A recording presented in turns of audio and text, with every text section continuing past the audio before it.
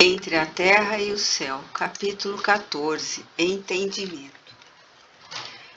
Antonina, modificada, esfregava os olhos como quem não desejava acreditar no que via, mas, resignando-se à evidência, continuou. Compadece-te de mim, compadece-te. Lula, de onde vens? Perguntou o infeliz. Não me induzas a lembrar. Não lembrar? Que condenado no tormento da expiação será capaz de esquecer? A culpa é um fogo a consumir-nos por dentro. Não me reconduzas ao passado. Para mim é como se o tempo fosse o mesmo.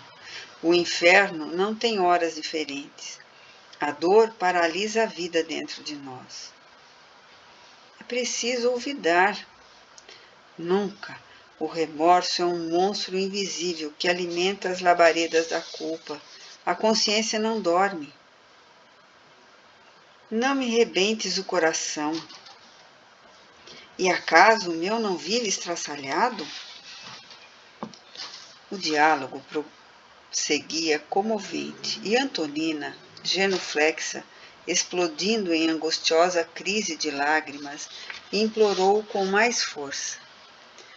Não golpeis minhas feridas mal cicatrizadas, não se rouba ao devedor o ensejo de pagar. Entretanto, por ti, gemeu o interlocutor, enredei-me no crime, amei-te e perdi-me, trazia nos olhos a traição disfarçada. Ó Lola, por quê? Por quê? E ante o doloroso acento com que estas palavras eram pronunciadas, a pobre mulher suplicou mais triste. Leonardo, perdoa-me. Sofri muito. Enlouqueceste, é verdade. Mas a perturbação que me atacou era mais lastimável, mais amargosa. Sabes o que seja o caminho da mulher aviltada entre o arrependimento e a aflição? Meditaste algum dia no martírio do coração feminino, relegado à penura e ao abandono? Refletiste alguma vez na desilusão e na fome da meretriz desprezada e doente? Acaso poderás perceber o que seja a flagelação de quem espera a morte sob o sarcasmo de todos entre a sede e o suor? Tudo isso conheci. Matei, porém, por tua causa, tartamudeou o mísero, infundido de compaixão. Naquele tempo, alegou a infortunada, fiz pior, exterminei minha alma. Esposa, troquei o altar doméstico pelo mentiroso tablado do gozo fácil. Mãe, envileci o mandado de Deus que Deus me concedera, crestando todas as flores de minha felicidade. Pudeste, no entanto, realizar o reerguimento que ainda não consegui. Foste, em suma, feliz. Feliz? Bradou Antonina, semi-desesperada. Acusas-me de infiel quando, como tantos outros, te cansaste de mim, procurando outras novidades e outros rumos. Vi-me sozinha, enferma, aniquilada. Debalde busquei afogar no vinho do prazer a horrível impressão do abismo em que me precipitara, porque quando o desencanto e a enfermidade me relegaram à margem da vida, acordou-se-me a consciência, inculpando-me desapiedada. A morte recolheu-me na vala da miséria, como um carro de higiene pública reclama o lixo da sarjeta.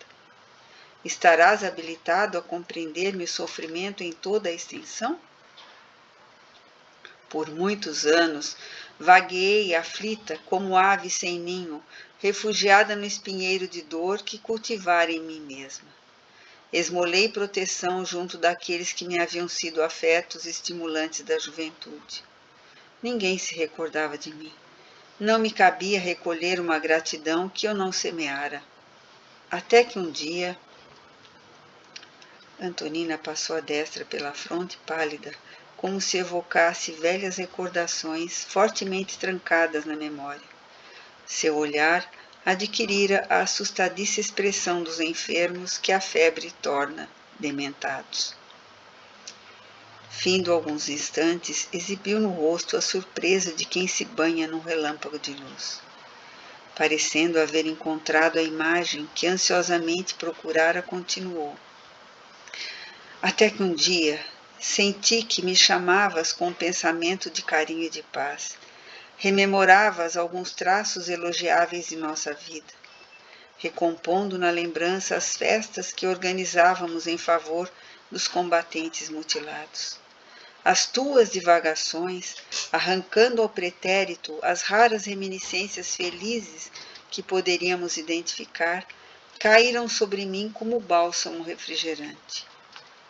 Chorei aliviada e adormeci em tua casa, no aconchego da família que tiveste a ventura de construir.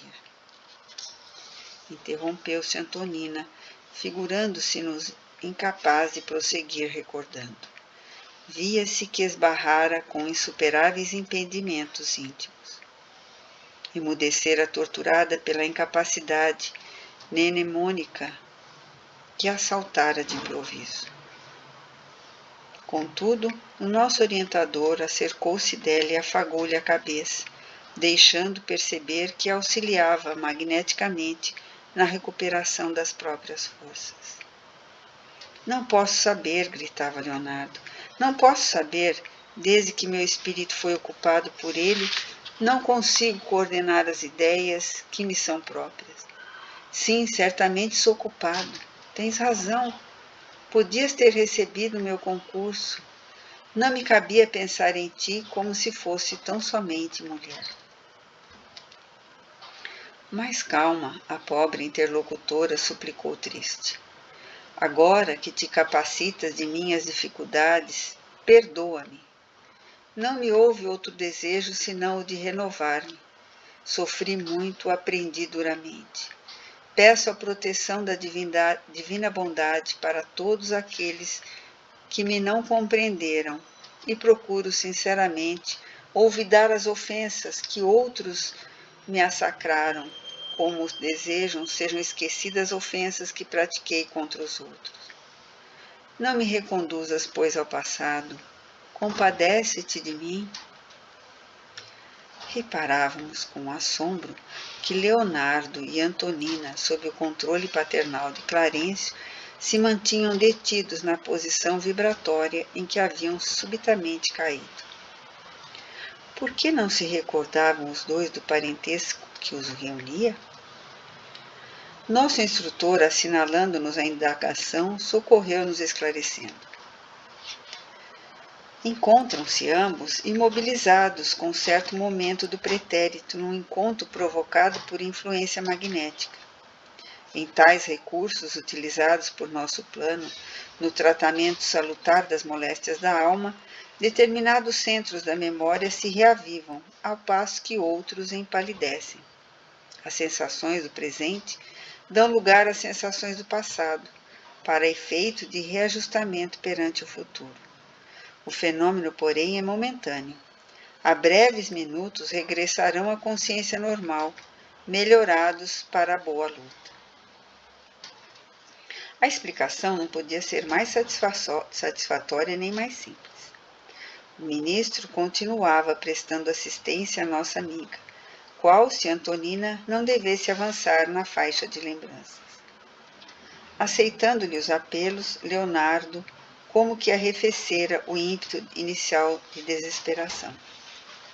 Fitava agora quase que piedosamente, mas longe de albergar qualquer sentimento positivo de ordem superior, arrancou do próprio íntimo nova onda de cólera que lhe tingiu a máscara fisionômica.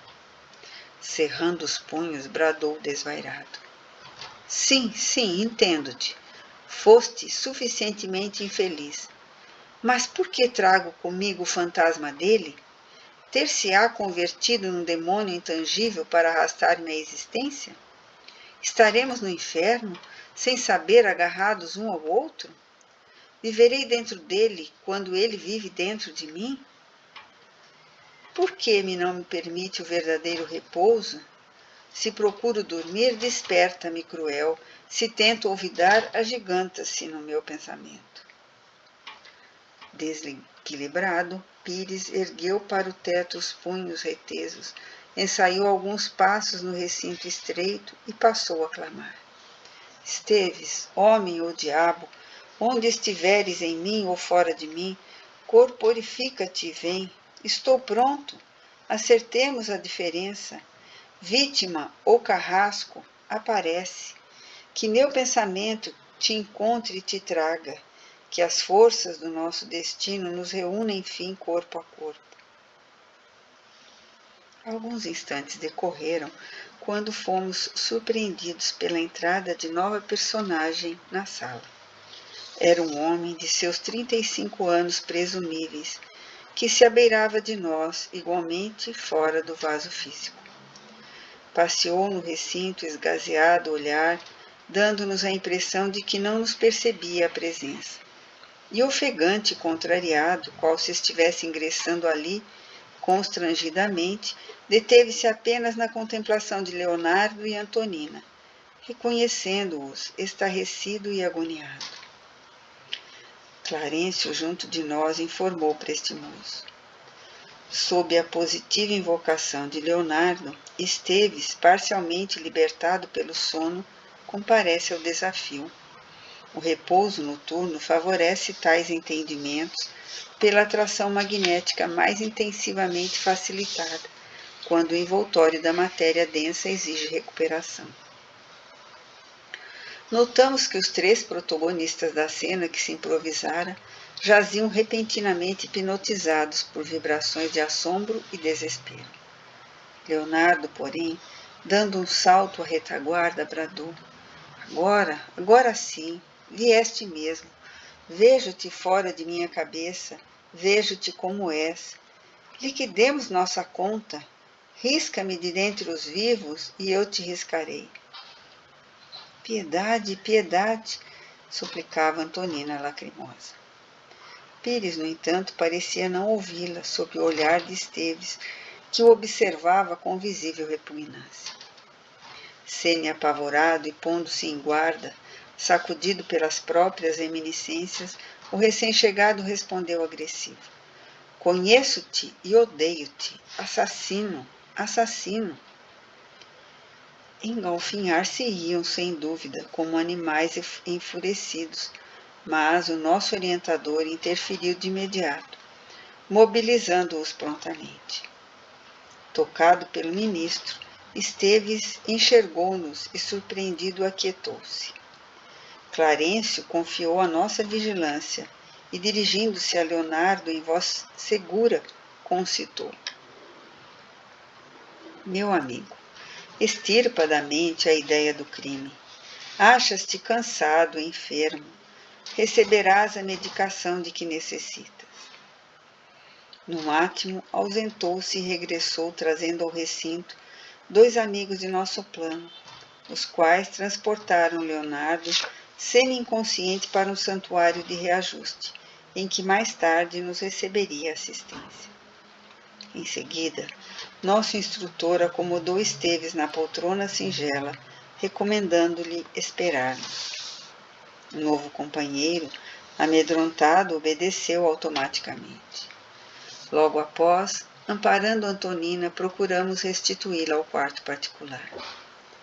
Consideramos então que, se grande fora a aventura da pobre senhora na véspera, naquela noite assemelhava-se desditosa a um trapo de sofrimento. Encontramos grande dificuldade para recompô-la em espírito e para religá-la à vestimenta carnal, quase inerte. Revelava-se imensamente confrangida. Por mais de 2 horas mereceu-nos especial atenção. Somente depois de considerável esforço de Clarencio conseguiu refazer-se. Vimos-la acordar exausta e entontecida. Algo aliviada, Antonina acreditou se libertar de estranho pesadelo. Ainda assim, sem saber explicar a razão, torturada e apreensiva, continuava soluçando.